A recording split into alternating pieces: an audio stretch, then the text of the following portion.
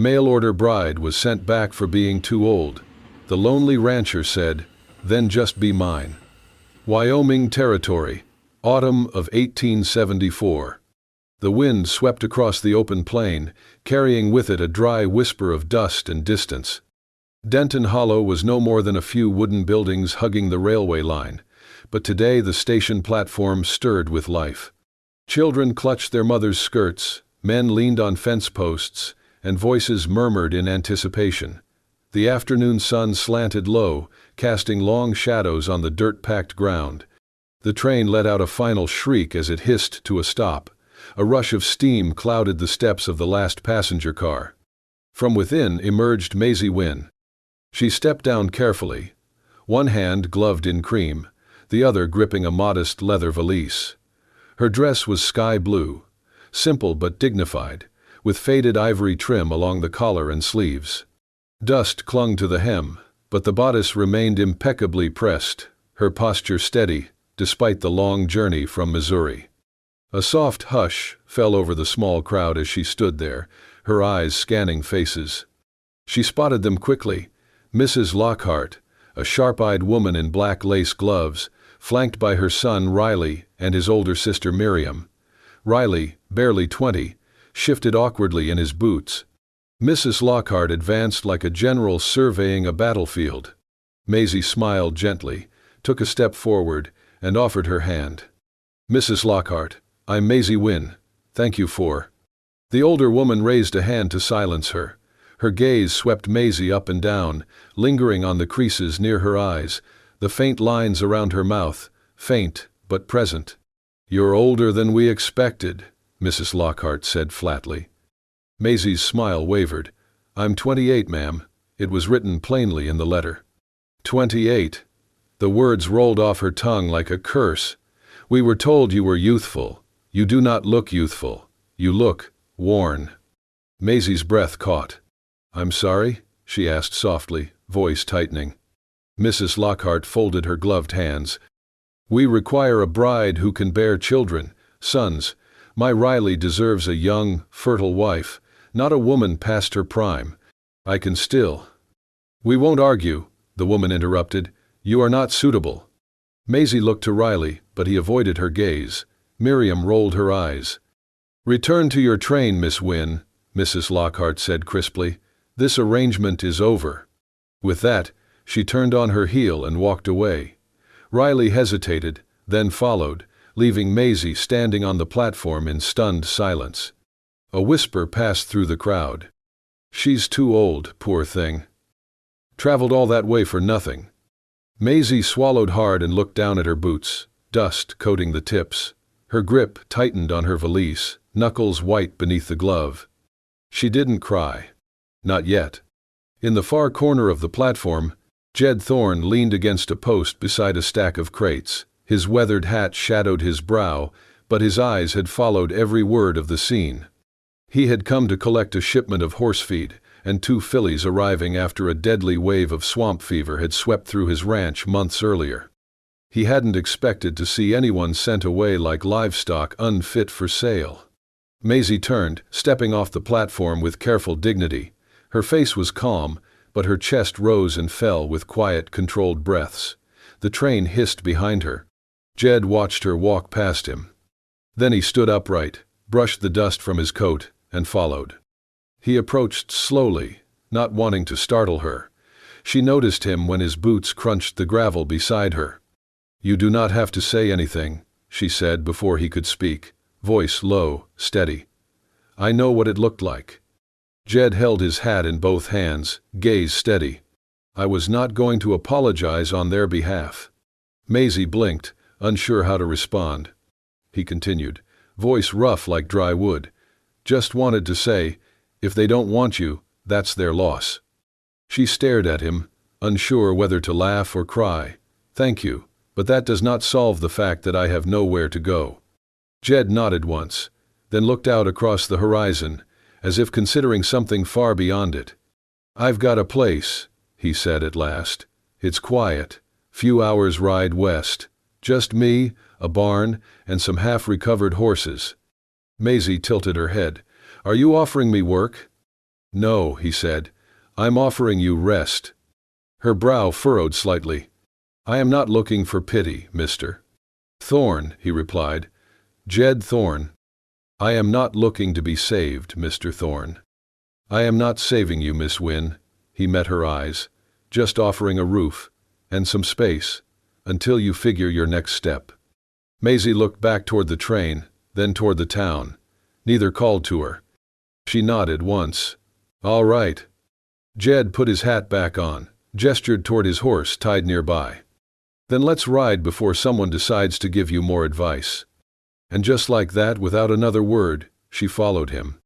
Dust kicked up behind them as the train whistled once more, and Maisie Wynne did not look back. The ride west was quiet. Jed didn't speak much, and Maisie didn't ask questions. The trail was long, winding through sagebrush and cottonwoods, over shallow creeks and under the stretch of sky so wide it felt like a weight.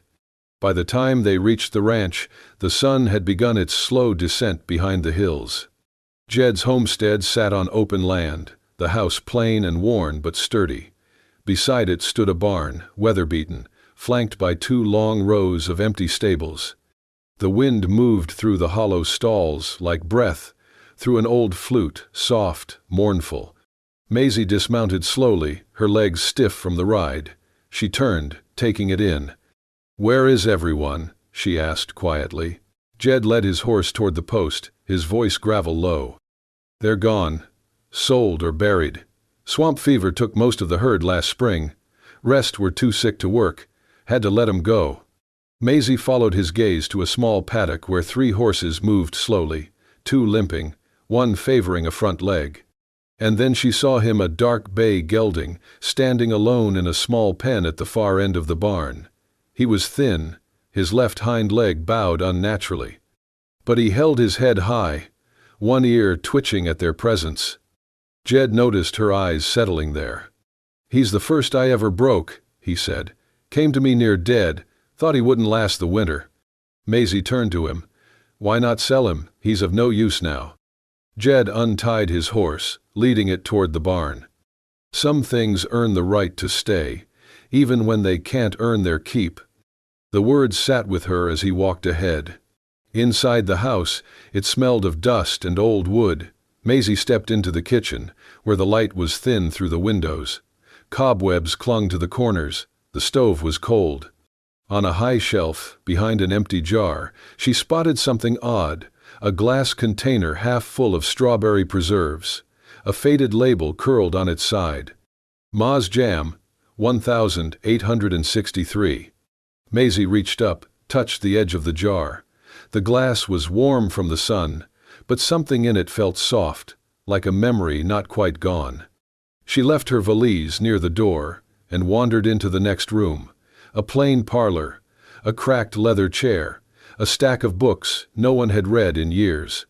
Yet there was care in the way things were kept, not polished, but not abandoned. Jed appeared in the doorway. "There's a room at the end of the hall. No key, but the door sticks when it's cold." She nodded. "Thank you." They didn't speak of what came next. They didn't need to. That night, Maisie lay on the small bed beneath a quilt stitched in faded blues and greens. The wind pushed gently at the windows, and the house creaked with age. She didn't sleep much. But in the morning, when she opened her door, she found a small tin cup sitting neatly on the floorboards. Inside, warm milk, still steaming. No note, no explanation. She glanced down the hall, but the house was silent. Every morning after that, it was there.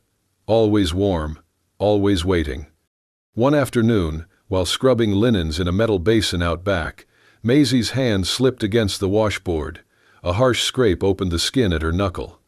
She winced, holding it under cold water, biting her lip against the sting. Jed said nothing when he passed by with a bucket of oats, but the next day, beside the milk, lay a small wooden scoop, smoothed and polished, the handle carved with simple, delicate swirls. She turned it over in her hand. He had made it. He never mentioned it. Neither did she. The days moved slowly.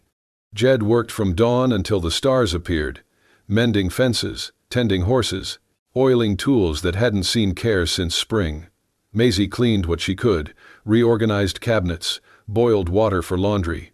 She never overstepped, but never stood idle. Sometimes they passed each other without a word, just a glance. Just enough. There was no laughter in that house, no music, but the silence wasn't empty, it was waiting. And in that quiet, something unnamed began to take root. The porch creaked softly beneath her boots. Maisie sat in the far corner, wrapped in a shawl borrowed from the back of a chair. The twilight air was cool, edged with the faint scent of pine and horses. A lantern glowed faintly beside her, its light flickering over the paper in her lap. She wrote slowly, deliberately, each stroke of her pen measured and careful. It was the same letter she had written a dozen times before, and never mailed. Jed approached from the side yard, steps slow, unhurried. He carried a small oil can and a worn piece of cloth, tools for the hinges on the barn doors. When he saw her, he paused. He didn't speak at first, but after a long moment, voice low, he asked, "You still write to him?" Maisie looked up, startled not by his question, but by the gentleness in it. She lowered her pen. "I suppose I do," she said softly. "Not that it matters anymore." Jed nodded, neither encouraging nor discouraging, just listening. Maisie folded the letter, not sealing it. She looked out at the hills. His name was Sam. He volunteered in '61, said it was his duty, said it would be quick. We were to be married that spring. Jed didn't move. He never came back, never wrote after the second year. I waited 3 more, then I stopped. A long silence passed between them. "I thought maybe," she whispered, "if I went far enough, started fresh, I could forget waiting." Jed's gaze lingered on her a moment longer, then turned away. He said nothing. He simply stepped down from the porch, crossed the yard, and disappeared behind the barn. Maisie stayed seated for a while longer. Her fingers ran along the edge of the letter, smoothing a crease that wouldn't stay flat. Eventually, she rose, folded the paper into her pocket, and went inside. But something tugged at her. Later that night, when the lanterns were out and the house had gone still, she saw him again, through the kitchen window. Jed stood behind the barn, shovel in hand, digging beneath the moonlight. No words, no rush, just quiet movement, as if the earth had offered him a space to place something heavy. When he walked away, she waited, counted to 50. Then she slipped on her boots and followed. The soil was soft where he had been. Maisie knelt, fingers trembling, not from fear, but something deeper, something like knowing. She dug gently, hands careful. The wooden box was small, plain, with a latch that opened easily. Inside were letters. Her letters, not sent, not burned, just kept. Unopened. Dozens of them, stacked neatly. And atop them, a folded scrap of paper in a different hand. Jed's. She unfolded it. "Don't write any more. You deserve to live, not wait, J.T." Maisie's breath hitched. She sat there a long time, under the stars, box in her lap, heart somewhere between fury and something softer. She didn't confront him. She didn't speak of it. But when she returned to her room, set the box gently on her trunk, and reached for the basin to wash her dirtied hands, she found something waiting on her table. A small clay teapot, still warm. Beside it, a folded napkin and a single line scribbled in careful script. "For the throat, that's cried." No name, no apology, no explanation. Just that. Maisie didn't cry. Not then. She poured herself a cup, wrapped both hands around it, and let the steam rise to meet her face. And in that quiet, without words, she understood. Jed Thorne wasn't trying to erase her grief. He was just making room beside it. The town of Denton Hollow didn't have much, but it had ears. It didn't take long before whispers found their way from the train platform to the tavern, from the general store to the church pews. A woman like Maisie, unwed, not quite young, living under a man's roof with no kin nor contract, was too fine a thread to leave untugged. The rumors shifted with each retelling. She's after his land. No woman stays that quiet without a scheme. Thorne's ranch sits right along the proposed railway. She knows it. Maisie heard them, not directly, but in the way eyes lingered too long at the mercantile, in the way conversation died when she walked past the saloon steps. She saw it in how even the preacher's wife had stopped nodding to her. She said nothing. Jed said nothing either. But someone else did. Millie Davenport, widow of the late Judge Davenport, rode out in a polished black buggy with silver trim and lace gloves that never saw dirt. She arrived late morning with a basket of peach preserves and a smile full of teeth. Maisie answered the door. "Mrs. Davenport," she greeted, polite but wary. My, Millie said with a laugh, handing her the basket. "You are prettier than I expected. Not as young, of course, but refined in your own way." Maisie took the preserves. "Thank you. Mr. Thorne is in the back pasture." "Oh, I'm not here for him." Millie waved her hand, then leaned slightly closer. "I'm hosting a little gathering Friday next, for the better half of town. I would love to see Jed there." Maisie nodded. "I'll let him know." Millie's gaze flicked down to Maisie's apron, her hands still damp from washing. "I do hope he's treating you well. Not many men know how to manage a woman's expectations, especially when she's not family." Maisie stiffened. Millie smiled wider. "Well then," she said brightly, stepping down the porch. "Do tell him. It'll be an evening of refinement. No need for—" She paused, glancing at Maisie's clothes. "Work attire." She left in a swirl of perfume and polished wheels. Jed didn't mention the invitation until Friday afternoon. "Got asked to a party in town," he said, not meeting her eyes. Maisie nodded once. "You should go." He looked at her then. "You'd come too if you wanted." She smiled politely. "That is not my kind of place." He hesitated, then left to change. That evening Maisie stayed behind. She set 2 plates at the table, just out of habit, ate alone, read by lamplight until the words blurred. When Jed returned, the house was quiet. In the morning, she rose early and began packing. She didn't rush. She folded her dresses carefully, tied her letters with string, gathered her few belongings into the same leather valise she had arrived with. On the nightstand, she left the wooden scoop Jed had carved. The sun was barely up when Jed noticed the light in her room was already out. He stood at her door, lifted his hand, paused, then lowered it. Maisie never said goodbye, and Jed never asked why. But the silence in the house that followed said everything. The wind shifted 2 days after. Maisie left. Jed noticed it first in the stillness of the air. Too quiet, too dry. The grass along the southern fence crackled underfoot. By mid-morning, the sky wore a strange tint, like something was waiting to break. He was in the barn, checking bandages on the bay gelding's weak leg, when the scent hit him, sharp, acrid, unmistakable. Smoke. He turned toward the northern window and saw it, a thick column rising, black against the sky. Then came the crackling, the roar, like thunder without rain. The far end of the barn was ablaze. He shouted, ran toward the flame, grabbing a bucket before remembering the well pump was too far. The fire had taken the dry hay first. Now the stalls were catching. The horses screamed. He rushed into the nearest stall, coaxing out the 2-year-old chestnut with a firm tug, slapping its flank to send it running. He turned back, but the smoke thickened, choking, clawing at his throat. "Damn it," he coughed, stumbling deeper. The old gelding was still there, frozen in his corner. Jed reached for the halter. A beam groaned above him, then fell. Jed barely ducked, but the edge clipped his shoulder, slamming him against the stall. The world spun.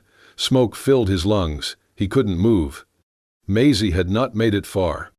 The stagecoach she hoped to catch had broken down a few miles outside Denton Hollow. She was walking along the ridge when she saw the smoke, rising from the direction she knew too well. The ranch. She didn't hesitate. Her boots bit into the dirt as she ran, skirts flying, valise abandoned on the roadside. She didn't stop until the outline of the barn came into view, half engulfed, flames licking at the rafters. "Jed!" she screamed, her voice raw. No answer. She grabbed a water pail from beside the well, flung it at the wall. Useless. Then she yanked open the main door, nearly blinded by smoke and heat. "Jed!" she cried again. A cough, weak, from the back. She pulled her shawl over her nose, plunged into the haze. She found him slumped against the side of the last stall, one arm shielding his head, the other limp. A bloody scrape ran down his temple. "You stubborn, stupid man," she whispered hoarsely. She looped his arm around her shoulders, bracing her feet. "I've got you," she said. "You don't get to die in here." He groaned. "Maisie? Do not talk, just move." She dragged him through the heat, past falling embers and groaning beams. Her sleeve caught fire at the edge, and she slapped it out with one trembling hand. Smoke clawed at her lungs. They stumbled out into the light just as the roof of the barn gave a final shudder and collapsed behind them in a storm of ash and sparks. She collapsed beside him in the dirt, gasping. His eyes fluttered open. "You came back," he whispered. Maisie looked down at him, her voice trembling. "Of course I did." His hand reached for hers, covered in soot. "I thought you were gone." "I was. Then I remembered you do not know how to take care of yourself." He tried to smile, winced instead. "You saved me." Maisie blinked against the tears that rose unbidden. "You saved me first," she said. "Back at that train station, you just didn't know it." They lay there, smoke curling into the sky, the remains of the barn glowing behind them. Her arm burned along the edge where the fire had kissed her skin. But she didn't let go. Not this time. The fire had left the barn in ruins. Smoke still curled from blackened beams 2 days later, rising in lazy spirals that disappeared into a sky mercifully clear. Inside the house, the air smelled of ash and salve. Jed lay on the cot near the hearth, a bandage wrapping his left shoulder, his face bruised and raw in places. His breath came slow but steady. He hadn't spoken much, just nodded when Maisie gave him water, grunted softly when she applied the ointment to the scrape on his temple. Maisie worked in silence. She sat beside him now, wringing out a cloth, gently dabbing at the edge of his jaw where smoke had burned the skin. Jed winced, but didn't pull away. "You could have died," she said, voice barely above a whisper. He was quiet a long moment. Then, softly, "Would have been easier." Maisie paused, cloth stilled in her hand. Jed opened his eyes, looking at her without flinching. "I did not think anyone would come back for me." Maisie's breath caught. "I thought, people leave, that's what they do, they go, and I stay, that's the way it's always been." Her hand trembled just slightly as she lowered the cloth. "Maybe they left," she said slowly, "because they were waiting for you to ask them to stay." Jed's throat moved as he swallowed. He looked away. She didn't press, just sat there, watching the fire, its glow soft against the bandages on her arm. Then, without turning to him, she said, "I didn't come back because I owed you, or because you were kind. I came back because I wanted to." He looked at her again. "I don't need to be kept," she continued. "I just need to be chosen. Once, honestly, without shame." For a long time, the only sound between them was the crackle of the hearth. Then Jed reached out, slowly, as though unsure the motion would be welcome. His hand found hers, rough, calloused, warm. He didn't squeeze, didn't hold tight, just rested there. Maisie looked down at their hands, and turned hers slightly, so her fingers curled around his. No kiss, no promise, just touch, solid, human, real. They sat that way for a long time, two people who had never asked for much, finding something more than either expected. Not safety, not certainty, but choice, and the beginning of something that didn't need to be named. The autumn air had turned crisp, the kind that bit gently at the cheeks and made the smell of cider and roasted chestnuts drift longer through the wind. Denton Hollow's fall fair was in full swing, bright banners fluttering above hay bales and booths where children lined up for sweet cakes and men haggled over barrels of apples. But near the train station, the mood was quieter. Maisie stood at the edge of the platform, her shawl pulled tight against the breeze, her small valise resting by her feet. Her gloves were already on, the ticket tucked into her sleeve, worn soft from the grip of her fingers. She had told no one she was leaving. Not even him. The train's whistle echoed faintly in the distance, one long call, like something crying across the land. Maisie looked up at the tracks, then down again. This wasn't running, not really. It was just moving on, again, like she always did. When things got too warm, too close, too real. She turned when she heard the murmurs. A small hush was falling across the crowd behind her. Heads turned, voices lowered. Then she saw him. Jed Thorne. Walking with a slight limp, one arm still bandaged tight across his ribs, his coat buttoned wrong, as if he had dressed in a hurry. But he was upright, and he was there. He didn't look like a man comfortable being the center of anything. But he walked through the crowd like it didn't matter. Eyes followed him as he stepped onto the platform, stopping just a few feet from her. Maisie blinked. Jed. He didn't let her finish. He looked not just at her, but at the people now gathering to listen. His voice was rough, but strong enough to carry. You all saw her the first time she came here. He gestured faintly to the crowd. You saw how she was sent away, told she was too old, unwanted. A few people shifted. Some looked down. Jed turned back to Maisie. But what you did not see, he continued, softer now, was what she did after. He pointed toward the ridge. She came back, into fire, into danger. She pulled me out when no one else would have dared, not because she was told to, but because she wanted to. He paused. Maisie felt her throat tighten. Then Jed took a breath. If they sent you away because you're not 20 anymore.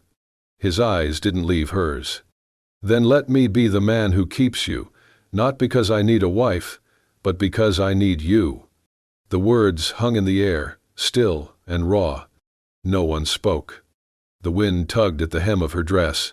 The train whistle called again, closer now. Maisie felt every heartbeat in her chest like a hammer.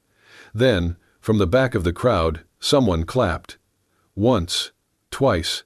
An old man in suspenders, nodding slowly. Then another joined. And another. Soon, the whole platform erupted in warm applause.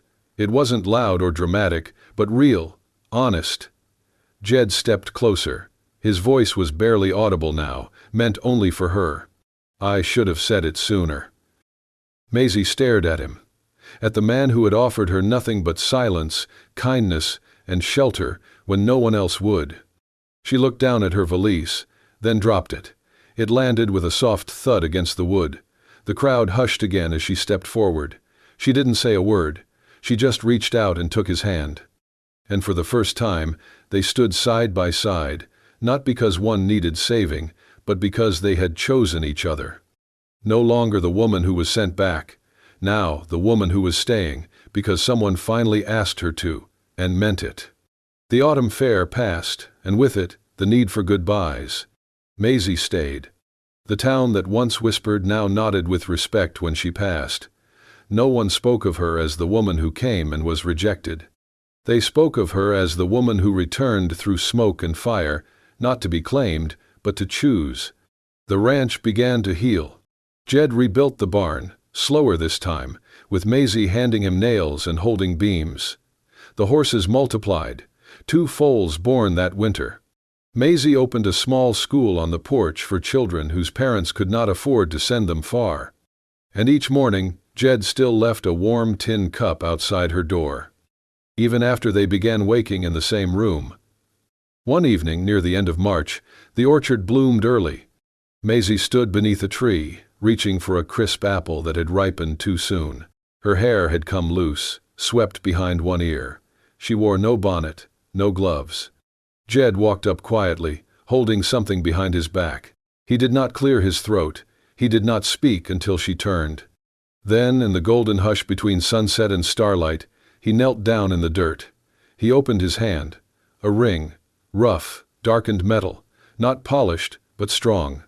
I had it made from the shoe off that stubborn old gelding, he said. Figured it's seen enough miles to mean something. Maisie blinked, lips parting. Jed didn't look up at first. "I'm not asking because you need it," he said. "Or because I want to own anything." He lifted his eyes. "I'm asking because, when I think of home, it's your voice I hear.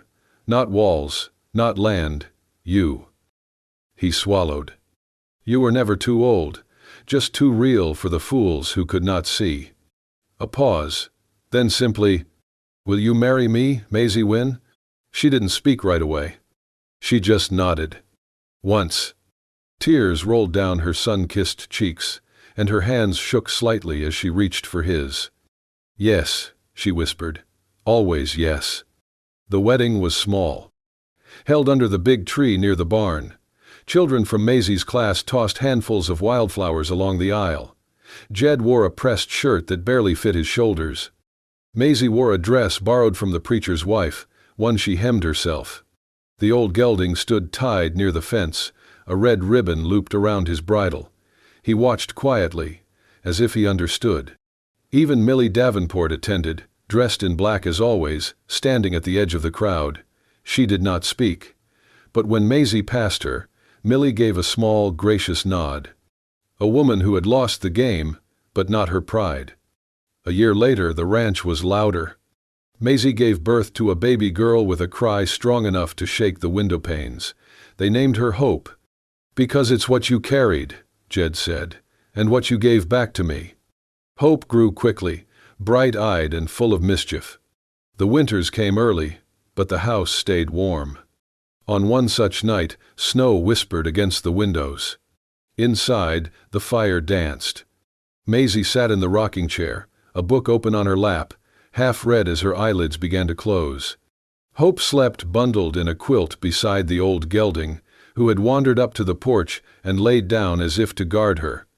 Jed sat near the hearth, repairing a torn saddle strap with quiet care. No one spoke. No one needed to. Because sometimes the loudest love is the kind that simply stays. And in that small house beneath the Wyoming sky, with its creaking floorboards and warm milk, with its soot-stained walls and whispered beginnings, Maisie Wynne no longer had to leave. She had already arrived. And so, beneath a sky that had seen loss and fire, silence and spring, love stayed. Not because it was loud, not because it was perfect, but because it was chosen, again and again.